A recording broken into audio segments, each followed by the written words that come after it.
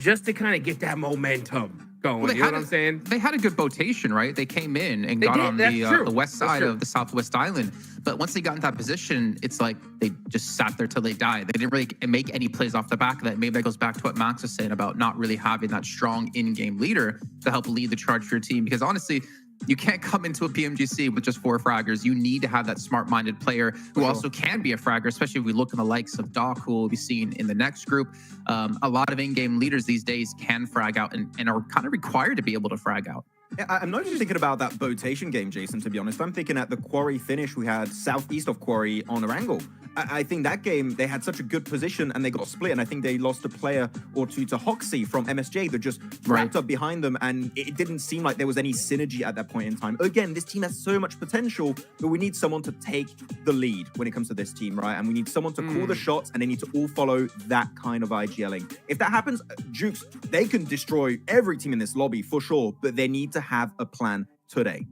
Yeah, that's for sure. I mean, it's kind of crazy to watch though, because I mean, yeah, that botate, it was sick. That if you're at IGL, that's a great call, right? They got to a great spot in Sandhawk, but they're just losing fights. So, I mean, when it comes to rotations, there's definitely some room, I think, for improvement. But I think when it comes down to just old school fight IGLing, we need to see some work on that because they're losing a lot of fights. I think they should have won pretty easily, Jason.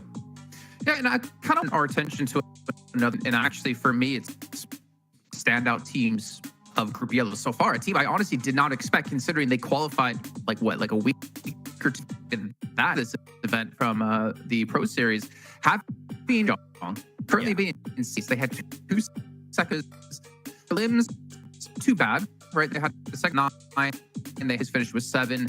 But I feel like for me, Max, this is one of the surprise teams coming. Yeah, we have a team sometimes has never played global. Some of the players have, but like this squad this is a first time for them, and they impressed me. They are playing the exact same playstyle they had back in their home region or in PMPS.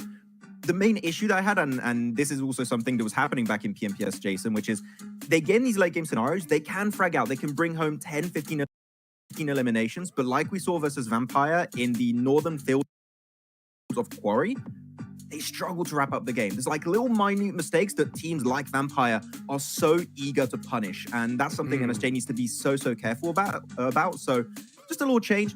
Though, Hodrix, can we forget about the San Martin rotation in Miramar? What San Martin rotation? Yeah, exactly. Yeah. What San Martin rotation? That never happened. Yeah, that didn't happen. That didn't happen. And that's the thing is that, you know, like there's so many different factors, you know, like sometimes you get player fatigue and the IGLs just kind of make a call that's just so bold to try to win the game and they just get absolutely obliterated, you know? Yeah. But when it comes to Mir and Sejong, right, I think you're totally right. Like they're one of those teams that definitely need to kind of focus on that end game execution. I think that's why Major Pride's performance was so impressive to me, right? Because I mean, when it comes to like what you should do in end game fights, I mean, they put on a clinic, Jason. I mean, they didn't make hardly any mistakes at all when they got those opportunities. Which is blowing my mind, considering CSA, they made so many mistakes almost every single time when they got into late game. If they ever got into late game is the key thing there, Max. Yeah, I mean, they would just go for these weird splits, like, why are you doing that? You could win the game, and then they would not win the game. But you know what? They got a win on the very first match. But we did have that big question yesterday, Jason, at the end of the show, which is, can we see Major Pride continue that domination of yesterday going into day 2? If that can happen, that'll be a big surprise, but it's going to be a rough day 2 because other teams are ready to step up. Exactly. It's going to be a rough day for a lot of these teams if you did not prepare over the course of the night. And of course, today, as we are going to load into our first Battleground, our first match here of day 2 of Group Yellow. So let's throw it over to our commentators to kick us off with John, Allen, and Blink once again. And we are back for some more PUBG Mobile action here at the PMGC. Group Yellow has been some interesting development over the course of yesterday, and we are going to be looking forward to what we've got in store today. Over the jungle we go from Docks to Camp Alpha. Back in the locale of the jungle. Happy days for all of us here at PMGC in the group stages as we're heading up towards Camp Alpha, as you said before, John. Always like to kick it off here with a Sandhawk. Always a lot of fun to watch in terms of the plays and the action that does come on through. A lot of talking points made over on the desk there in terms of what kind of teams are going to step up. We had Inco versus BTR as well in terms of that almost hard-headed nature coming through from Inco of just kind of brute force at times, which is but overall didn't work out too terribly. And it was actually Bro Harame deciding, let's leave. Not worth it for us. Harame, bro. I mean, it's so devastating for them. We've had to actually separate BTR and Inco to opposite ends of the map here on Sandhawk. We got Inco over on towards Cave, BTR all the way up in Camp Alpha. So they aren't going to meet for quite a while, you'd hope. You would, and with that kind of circle, it does look like it's more leaning up towards the Northwest Island, in which case Vampires in Hatin, fairly pleased with that. No one currently playing the Northwest Mountains, so no early drops there. That does give opportunity for both BTR as well as Vampires to take a crack at that one, if they might like, towards the early portions of this game. Likely more or less looking at a stage 2 decision on that one, though, I'd say, John. Rather than definitely going too early for them to okay, all right, we're sorted out. We'll go again. But Genfos over on that east side, I think, could maybe slow the Vampires down on making that rotation. I just wasn't finished. I thought you said John. That means I start talk. Oh, I see. Maybe I was just, it wasn't a signal that I think we had predetermined. No, you're right. I'll stop saying your name though. But RSG on the other hand, taking down TV Spirit, John. Then no, wait.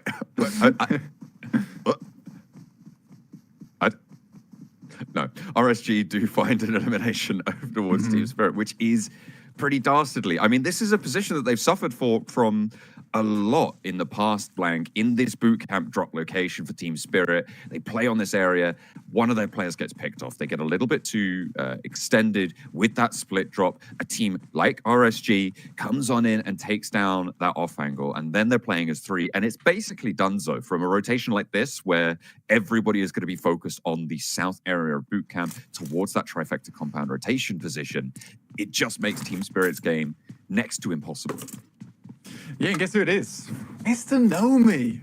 I think Mr. Maxman was trying to figure out what the Matic classic of Nomi was, and I'm going to go with the Nomi Foley.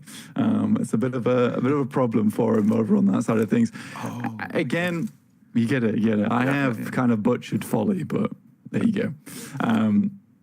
I could go for Nomi Foley, but that's even worse. They just have the same kind of impact. But yeah, for Team Spirit, it really does suck losing Nomi kind of early like this. Again, though, there is some interesting factors around here. I think you mentioned it as well. It's something they suffered from in the past. Though I think this is more a case of playing in boot camp. Yesterday, everyone was fairly comfortable with their drop spots, didn't do anything too crazy on that side of things. But you can get caught off guard if you just kind of hang around in boot camp, don't make too many extra plays. Get yourself back up to that tree, lad. Going down soon. Teams are going to start to encroach over towards the position, especially RSG. You can quickly make a maneuver up towards that northern side.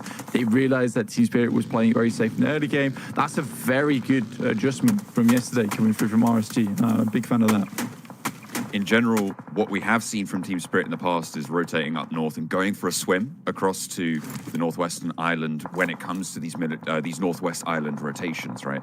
And DXavian now cutting that off. They slowed down with RSG's pickoff, and they are now continuing to try and go for that strategy here, getting across the water, but they are fish, and Lamborghini spotted the barrel. It's not a good time for them. And a turnaround for Kitsune. Matic as well seems to have thought better of his approach to the headland. Yeah, unless there's a nade here from Fake that takes down Lamborghini, I think the game actually does end here for Team Spirit. And with that not hitting, yeah, this should be Team Spirit's 16th place. I don't think it's really possible for them to get out of this situation too easily. Again, when I look at Team Spirit here, you do somewhat feel sorry for them. The fact they have been ganged up on by 3 teams, let's be frank, with De Muerte as well as RSG and now DXavian. It's a rough position to be in. I think all teams basically have the same idea that we can kind of cut off Team Spirit nice and early here. It is interesting that DXavian doesn't go for this northern rotate up towards Hatin as opposed to going for this one. It's massively clumped over on this south side. It's a miracle that Matic's got across here, by the way.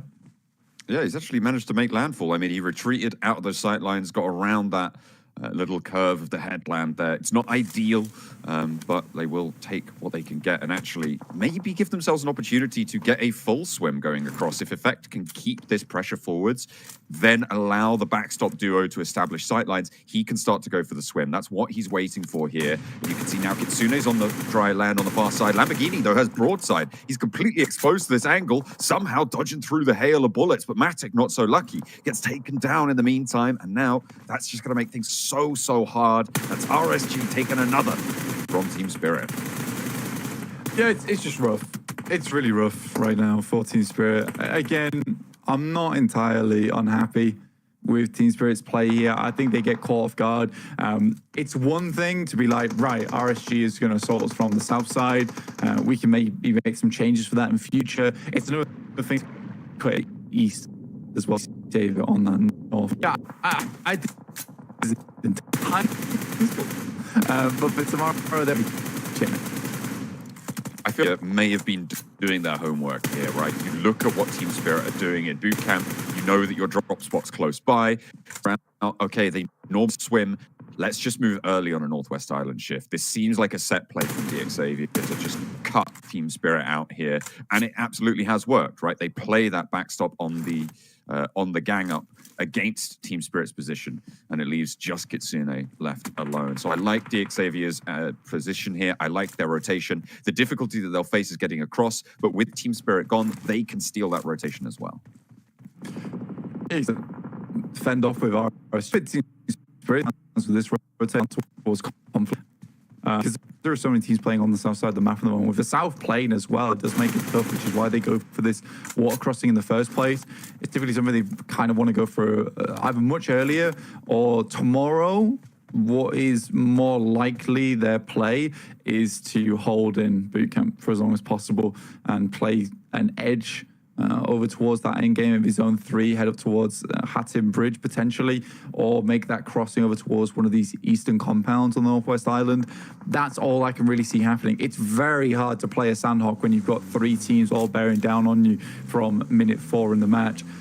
So it's more likely you're just going to have to take yourself out of the game and force yourself to play what I would call a more awkward play style, which is that edge for a lobby that's quite center at the moment, but it's going to give you the chance that you need in these matches to head on forward. Mirren Sejong, me and Maxman were having a bit of a chin wag about this team earlier, John, saying that, you know, their early game towards that mid to late, actually very good.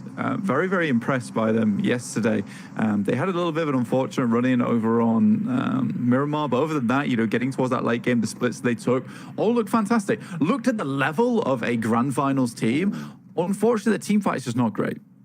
A little bit of a close call for final there from Mirren Sejong, though, because all of Inco are on that southwest point. In the meantime, whilst Team Spirit have been struggling to extricate themselves from boot camp and doing so unsuccessfully, BTR have taken the top of the mountain on this northwest island.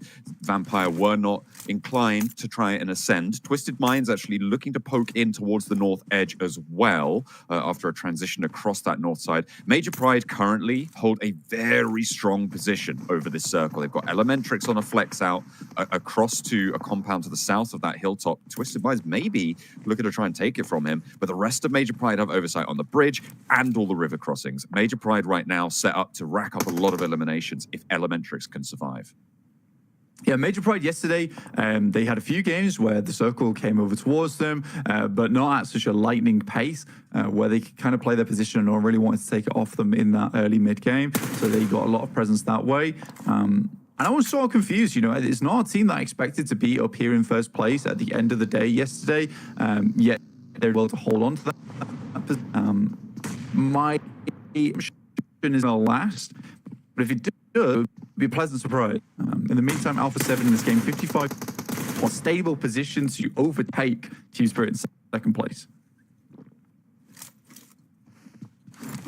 Big opportunity, but as it stands, the outside. RSG, they've managed to add 4 eliminations to their almost all of them over the Spirit. DXavier, they've been able to pick elsewhere. DXavier losing 1. And now the fight after a previous team up against Team Spirit. Friends turn to enemies as they will go blow for blow with one another. Across the bridge, Demuerte on the north side, going to probably be able to get rid of No Fear here, Otter with their last player alive, and that is a big shift for Major Pride on the circle. Again, this puts that compound down on the south edge where 2 of their players hold at a massive premium, but there are only 3 players. Elementrix regroups.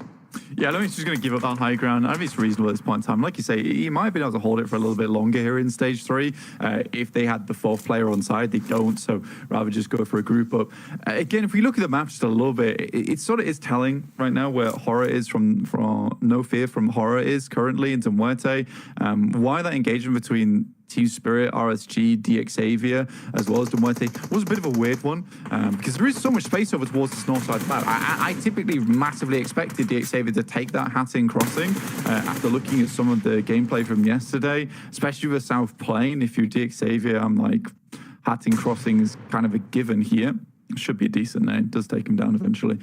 So yeah, it was a curious one because I think now all 3 of these teams have put themselves in a precarious situation. I'm not trying to bail Team Spirit out. It's just a case of I think they suffer because of some questionable decisions from these 3 teams. I think RSG is probably the only team that I was happy with their rotation, the decision they made, because there was an end goal in mind to head down to Confluence. They assumed that Team Spirit was making that crossing on the water. They took shots, they took advantage of it, but it was always a case to get to this on that southeast side. DXavier as well as Demuerte, their plans felt a little more loose, let's say. Yeah, I think you're right. I mean, I did kind of praise DXavier for right, so you are right. DXavier did not quite capitalize on the opportunity to rotate across the water, though, right? After they've been able to take that position, they looked like they were going for a swim, but now they've transitioned to go down south instead of going to one of the compounds further up that coastline, which is currently available, right? And if DXavier had just gone for the dive, rotate, they may have just been able to get across nice and safely. So the next step after that initial, what I think is quite a strong move for DXavier, seems to be a misplay. Yeah, there was kind of 2 options for them, right? It was either head up towards the north side and take Hattin Bridge, swing round Camp Alpha, or go for that crossing by the water where the shallows are. You can kind of just walk straight across. I think they get maybe too big for their boots here and take the task over towards they don't have a position, but the sight lines over this bridge cross pretty bruised. Get lucky on the sense that the circle does shift back down towards the south side, give them more control over towards the north edge of ruins. But yeah, it's an interesting one. It's certainly interesting. I think this could have definitely gone very differently for a lot of teams at the moment. I think Demuerte did go out on that north side. They just stayed out there for a little bit too long. In the meantime, it is Horror with just a couple of their players left over in Camp Alpha. No one really playing alongside that one. I think if I was to blame at the moment, probably would be really enjoy the position of the hold ground on that northeast side. When they shift on the circle, it looks to be even better. This is a place where they can start to capitalize with DRX, start to take out some of the players that have been moving over this south bridge. I would throw the mix for a strong position here as well. I feel like they have a lot of protection up towards the top of the hill with this next circle shift as well. They're kind of isolated. They have rotational opportunities to be able to get up to that northeast side if they need to and get towards Twisted Minds. Twisted Minds are a lot further on the edge. This southwest side, though, is going to get hot now because MSJ are ahead. This is their transition phase out of the mid game. Let's see if they can make it work. Yeah, again, I really like rotations. I think they play set themselves. It's just those full-on brawls they just don't do very well in. Like when you're in an isolated chamber between them and another team, it gets a little bit rough for them. BTR taking down the last player there from RSG. Good pickoffs actually from the high ground. But yeah, for MSJ, when there's Inco as well as Vampires down towards the southwest side, this is certainly a position where they can kind of capitalize on those teams having to fight one another and them just having some little bit of impact, you know, getting a few words into the conversation here and there, be that a casualty or a bit of damage. Yeah, it seems like BTR and DXavier acting a little bit symbiotically there to take down the remnants of RSG. Of course, you guys can get symbiotic with it as well with our Venom collaboration here in PUBG Mobile. You can play the game, go and watch the movie, have a great time with it. Hopefully these teams are having a great time with it too, as Alpha 7 try and cross over, not having such a great time here. They've been out on the edge for a long, long time, and they are the next to get caught up in the DRX net. Looks like McGrellin trying to get up onto dry land, but it's not going to be easy. Another nade over towards Revo takes him to half HP. Yeah, DRX has had a venomous bite down towards this south side, and they've been holding this bridge very strongly. I think for them it's been way easier because there were so many teams on this south side that they brutalized one another on the approach over towards the positions. So DRX is realistically being the garbage men of the lobby at the moment. They are taking out the rubbish as the stragglers move their way in, and Alpha 7 were just struggling. They had to wait so long to make this play in the first place. McGrellin in the water. Kaisei is currently just passing that information back over towards them right now as nades start to pour on through. Next circle on our screens very shortly. We'll see where this one does go, and it sent us up over towards Major Pride again. The Twisted Minds will have to leave that high ground. Likely will be a crash. And the difficulty now for Major Pride is there is going to be quite a few crashes. That compound right there does have the capability of holding two teams, and that's a scary prospect because there is multiple teams all in position to make that rotate in. Now, for Loops as well as Twisted Minds, this is probably the perfect time to go for it whilst there's still teams fighting out on the edge and the blue hasn't started to push in yet. Both teams being quite passive right now, unwilling to make that approach for fear of the sightlines that surround the lobby. Yeah, I don't think you can make that approach until BTR make the move. Maybe Vampire could still be where they are, but it's just such a difficult maneuver to make when everybody is looking out for you. Major Pride actually all moved down to the south edge of that compound, so they're giving up a lot of ground, but that, as you say, is very smart, intelligent play. Towards Inco, they're all behind the same rock. One of the right disaster, but it's not landing. Break through a nice slip from Nenabetse, but there's the offhand as well. Inactive needs still towards DRX, but it is a wild from the south side on the bridge down onto Inactive. I'm sure struggling to make the approach despite some good openers to MS. Again, for MSJ, perfect positioning, great holds. The sightlines were there, but they're unable to take the fight at all. And they crumble on approach. And again, this is a team that was inside a compound, John. Very odd to see here. Vitali, Farinko looking to go up against Vampires, where they will finally push him out. That's 3 elims. It's the team that started in Hattin, so has had a bit of an easier time than other squads. Vampire very much enjoying playing this edge playstyle at the moment. Great pick off from Tony K. I don't think he quite got the knock on that, though, unfortunately, and Stunned will fall. Vampire having a decent amount of control over this western side of the circle. DRX just able to stay out of it right now. They are the bridge trolls in this lobby. And on the north side, BTR finally having to descend from the high ground, and it's going well to start. Zuxi puts a second limb up on the board, doesn't have time to recontrol the buggy here. Satar swings around the side, but finds nothing. His team's already done the dirty, and that will be Twisted Minds out. BTR get away with it clean. Yeah, it's a curious play from Doran. I can see it working out if he actually gets the rundown, but yeah, for Twisted Minds, not the ideal position. Again, this is what I was talking about with Loops. They took a knock, which is why the push was delayed, but they instantly send over towards this position. Maybe they spotted the cars rotating out. And it's a smart choice from Major Pride, because again, they know just as well as we do, that compound can hold two teams. They don't want to be facing a crash from two separate squads when a fight breaks out, because that's likely a position where it's like, look, we're on the edge here. Best we can do right now is to third party that engagement in the Loops compound. And again, the circle moves back down to Pride. So, cool look for Major Pride, but the rotation is a decision. You can't fault them for that. They were able to do a control on the BTR. They may have won the fight with Twisted Minds, but the war rages on, and it looks like they are on the sharp end of the spear here. It's a real tough time to get away from this. Look at the cover that just, well, in fact, you can't look at the cover because it just doesn't exist for BTR. It is a complete broadside zone. You're just not getting away from it.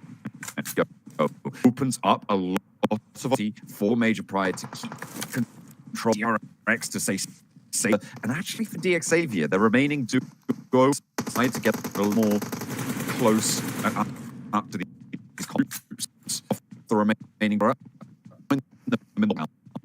Vitinho has gone down already. I think he took a knock there from Vampires off on the distance. Good nade from Humbian. Take down one of the DXAV players. There was a slight slope down towards that eastern side where DXAV can play and kind of hold off those angles. Hyunbin will flush out Levi's as well. So now I think it is just a Detty left alive on that east side. It's a strange circle. It's not one you typically see here on Sandhawk, where it really does go down to the wire like this with 6 teams still alive at stage 7. This is very curious for a Sandhawk indeed. The circle once again favors over towards Major Pride on that northern edge. Great nade over towards Malik though.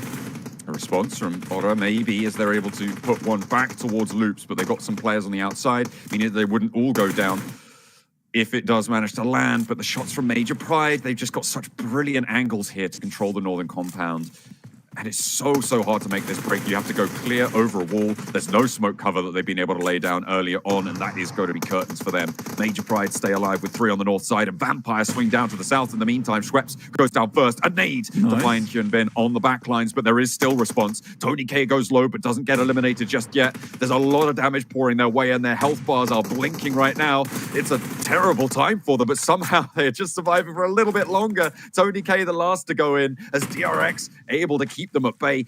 12 eliminations now for DRX on the south side, racking up that last one there. Not going to be the case because it goes to the play zone. And in the meantime, Major Pride flexing out. They're going to take down the remnants of DX Xavier, and DRX will move in from the coastline. But Major Pride have so much control here. A nade over to the backlines, the re-knock onto Hyunbin. So is low, and they are crunched against the blue. The nades keep on coming through. The shotguns ringing out amongst the hills on the northwest island. Major Pride stand their ground. Nobody can move into their territory. Elementary sort of just had this situation where it was like, I get the first pick, the second pick. I'm going for the. It was a very well played just from him. This is what it showed himself good on yesterday. It's still Major Pride versus a Korean team to finish. What was just a case of them pushing the compound, understand they need to take space and not just rest on the laurel. So again, yeah. Look involved, good decisions, and it's getting more and more difficult for me to be too presumptuous about Major Pride and their performance here at the PMGC group stage. Very much deserved that win. We'll see how they fare when a circle isn't on their side of things. Yeah, they definitely still have a little bit more to prove, but right now they are clear ahead on the top of the table. So let's head back to the desk. Major Pride, the kings of Sandhawk, it seems. They picked themselves up another chicken dinner in the first match of the day. That is 2 days in a row, and Major Pride defending that #1 position in the group. Someone pinch me. Am I sleeping? Because I never thought I'd be saying that, Max. I feel like I have to apologize. I'm sorry, Major Pride. I didn't think it would continue today, but it is. With a chicken dinner and like double-digit illims too, Hodrix. I mean, they are popping off. And some people, I think, are going to say, oh, circle luck. They knew on phase 1 it was going to go Northwest Island. You send it instantly, and you got these strong compounds. You can hold on until the very late game. Guys, there's only 4 of you playing. Why are you showing us 6 people? Get out of here. Hey, bring them all out, dude. Bring out their celebrate. We're 7-8, man, because this team, to say they'd be #1 at the moment in Group Yellow after 7 matches played is something that would have never have crossed my mind. But you got to give them credit, because not only are they making it to late game, they're making smart decisions here. And more importantly, Hot Juke, they're showing they can frag out, which is so tough to do at the caliber of team. It's looking like major pain at this moment. I'm not kidding you. They're going around looking at all the other teams, making them do push-ups and screaming, 1, don't you look dumb. 2, look at you, dude. I mean, they punished and all these rest of these squads. I don't expect anyone to do more than 2 push-ups there. That's all I can do, so yeah. That's all you got to do. Oh, man, Major Pride continuing their run. However, we did see some change-ups, right? I did want to hit on another team in particular, as you guys pointed out while we're watching, Inco. A botate coming through, but Max, it did come back to bite them in the butt. Yeah, because when you botate, unfortunately, you're reducing your looting time by a significant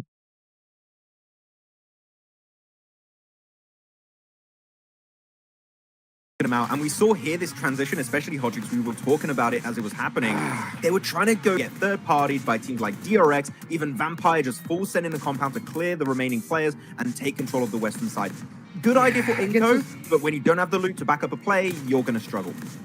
Well, I don't even think they needed the loot. That's the problem. Is I think they could have pushed that building and secured a spot much earlier, but you could just see the hesitation that they had, right? They were second guessing themselves because they had a team, I think it was DRX that was behind them, and they just refused to push until it was way too late, and they got punished for it. So, I mean, Inco, at this level, if you hesitate even for a second, you're going to get punished. So, I mean, I'm not surprised to see that happen. I mean, look at this. This is the top team in the world, Alpha 7. Rebel got knocked. We saw McGrellin try to save him, and he got taken out in the meantime trying to do that as well. A good hold, good bridge hold here from DRX, right? I think we were looking a lot at MSJ at the start, but DRX here, this is really a little bit of a comeback on the second day on this first match, Jason. Like, the big eliminations they got clearing teams like Alpha 7. Sure, they don't get the win, they get second place, but such a good engagement from DRX. They were just completely controlling the southern side of the map. So yeah, DRX here, a little bit back on form, like we saw back at the start of PMWC, so I'm happy to see them get a good game here.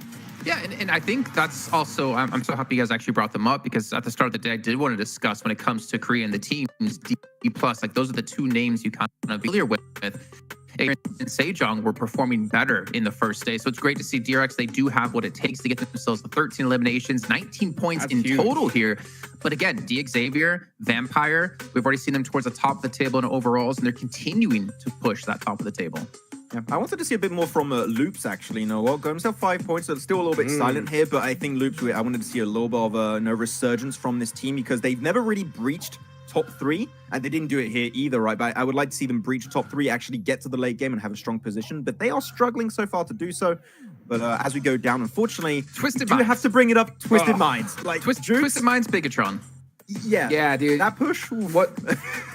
Come on. I mean, yeah, you said that you want to see more from Loops. I wanted to see more from BTR, because that was their circle. You know what I'm saying? True. Whenever you see a team land on that northwestern island, they're hoping they get that zone, and you're supposed to win. You're supposed to win, or at least get double-digit elimination points. They didn't do that. And Twisted Minds, they recognize, like, hey, this is a great spot. Let's take out BTR. But you mentioned it earlier, Max.